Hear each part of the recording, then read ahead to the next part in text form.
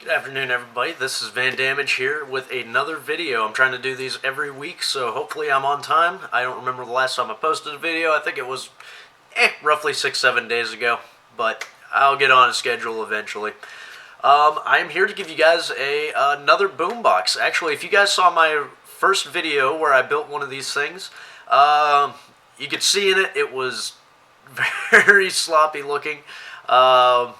You know, everything was just kind of placed wherever I could fit it. It didn't really look pretty, but it functioned very nicely. But I've actually been working the last couple of months to build a better looking boombox, one that not only looks better, but you're able to adjust the volume settings, the bass and the treble on it a little bit easier. I'm still using all of the original parts, but I have since that first video started changing it up just a little bit. So hopefully it looks better and you guys will like it a little more. I'm planning on doing the rest of these smaller builds exactly how this one is. So if you like it, awesome. If not, I don't care. I'm still going to keep building them anyways. So let me show you what I got going on here. As you saw in the original one, it was just, the two speakers and a toggle switch to turn it on, off, and then one to turn on the Bluetooth. Not a whole lot to it. It had a voltmeter on it as well. I still kept all of that. Well, changed up the buttons a little bit. Yeah, let me show you what I got going on here. Bam. This is it. So, as you can see, it's a little different. I've still got the speakers on them. I've moved it back down below, on the bottom of it. And this right here, this is actually the what would you call it? The amplifier. What I did is, if you saw in the original video, I just had an amplifier unit, and I mounted it inside the box, called it, preset it, put the battery in, turned it on, and called it good. Well, the way that I've done this one now, you can adjust the volume here. Where's it? Yeah, right. So here's the volume adjustment. Then you have the bass and the treble, or I might have it backwards. Yeah, bass, treble.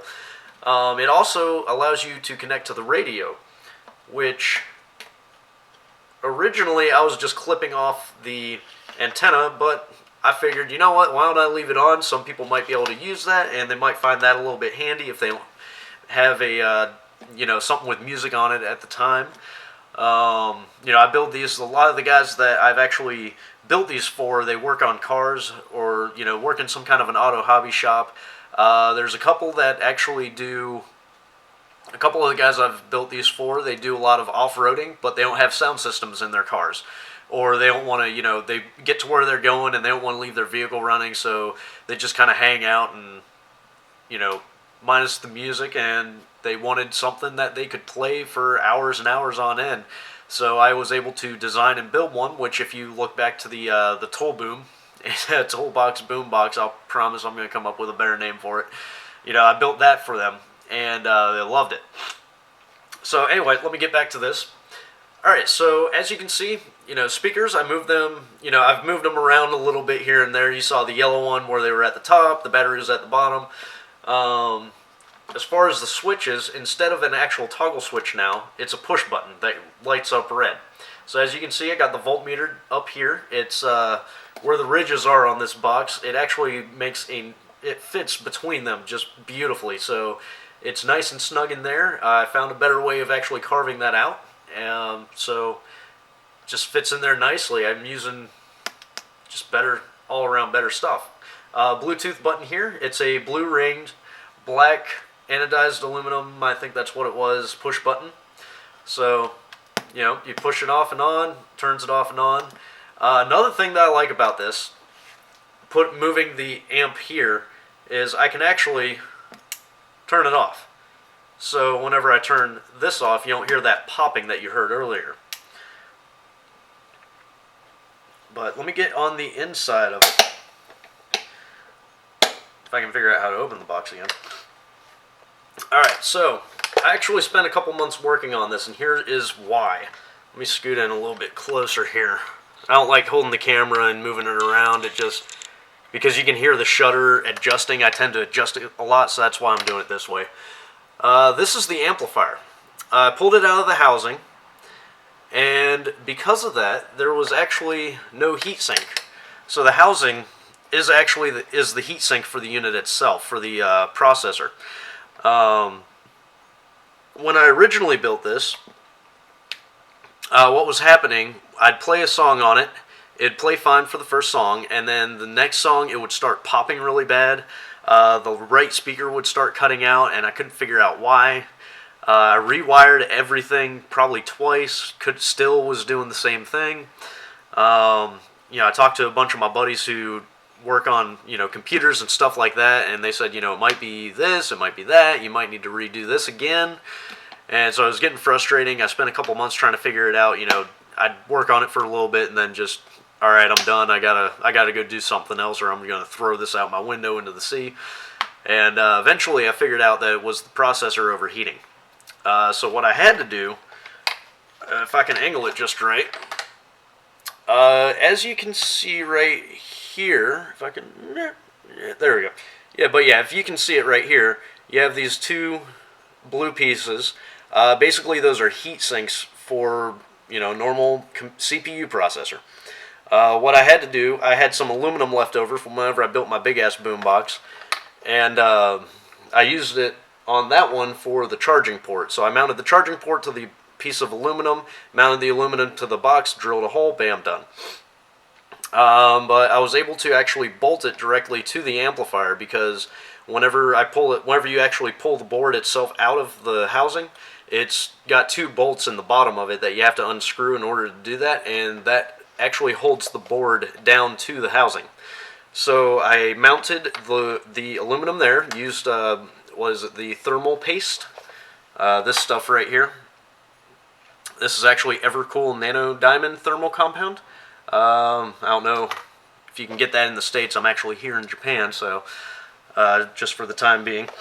But I used that, and I mounted the what are those called again? Heat sinks. Mounted the heat sinks to it, and that solved the popping problem. I was still having some issues with the speakers. If you ever look at a normal amplifier for like your surround sound for your TV, that's where I've most commonly found it, or at least back in the day, that's where I found it. They have these little clips that you actually put wire into, and you hold the clip down, slide the wire in, let go, and it just latches onto it, and bam, you got a connection. So because I have a little bit of spacing problem inside this box, I actually desoldered that from the board. It was quick and easy. All you have to do is use a soldering iron on it very carefully, because you can damage the board. And as I was desoldering it, I slowly pried away at the components themselves. So got those out, and then I just rewired the speakers to it. You can see it right here. These wires here are the speaker wires, and just zip tied it down around and connected it to the speakers. There's not really much to it. I'm not going to go into how I built everything on here. It still has the Bluetooth that the first one had. I've just found a better way of mounting it on the side. My computer just went into screensaver mode, so there goes my light. Yeah, there we go. Hey, light. So I have the Bluetooth board there. As you can see here, you have the antenna. Here's the auxiliary cable here that you can plug your headphones into, or if you want to or not headphones, this doesn't actually play music without anything. That's where you can use an auxiliary cable from your music playing device and just have it go directly to the board itself. And then, of course, the charging port. I'm using all the same bits and pieces here and there. The only real difference are the push buttons, which they are a little bit more difficult to wire in. You kind of have to, it requires 4 wires to wire it in instead of the normal 2, which would be power to it, power out of it. This one, you have to go power to it, you have to have a grounding cable, and then you have to wire 2 of the, I want to say 5 or 6 prongs sticking out of it. You have to wire those together so that you can get the light on for the ring, or you turn it on and bam, you got light to it. So you have to wire it up a certain way. But yeah, that's basically it. Just updated the look, made it a little bit more aesthetically pleasing. Allowed you to be able to use the full range of the amplifier, so you can listen to the radio, like I said earlier. All that is once I took everything apart, I had to actually lengthen the antenna wire, and I think whenever I lengthened it with just a normal piece of wire, I could have gotten away with that because before I even hooked this thing up, I was picking up a radio station. Well, I can only pick up one radio station here anyway, so, you know. But, so yeah. The new and improved, what did I call this? I got my YouTube videos up. I didn't actually name it the right one. But yeah, it's the Pelican, I want to say 1050, maybe? I don't know, 1200. I think this is the 1200 case. I'm not sure. But yeah, this is the updated Boombox. I'm still going to put some grills on this. I just finished, making sure that it was working properly. I didn't want to finish it up completely in case I had to scrap the box and rebuild it with a new amplifier and all that stuff, because this is a pain to cut into and it's just... But, I hope you guys like the new look of it. Like I said, you can use the whole thing. If you look here, you can see there's a USB port and a SD card slot. You can't actually charge your phone on this. That's one thing that I'm really disappointed on. I was really hoping that you could charge your device off of the USB, but apparently with this amplifier, all it is if you have like a thumb drive and you put a bunch of MP3 files or whatever on it, then you can plug that directly into the amplifier. You can use the menu buttons here, so hit play, shuffle, whatever, and then it'll start playing the songs. So, it's nice if you don't want to bring your phone or anything out. You can just slap something in there. You have a preset list, hit play, and you're good to go. But, I kind of like this look a little bit better. Originally, I wanted to go with leaving the amplifier inside. That way I could actually draw designs and stuff on it, etch something in.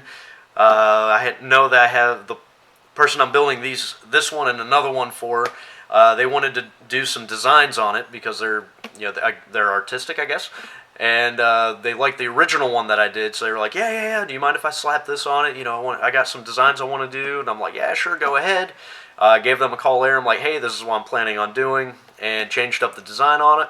I don't know if they're still going to do all that. It'd be awesome to see it, but I figured functionality over beauty, because this isn't.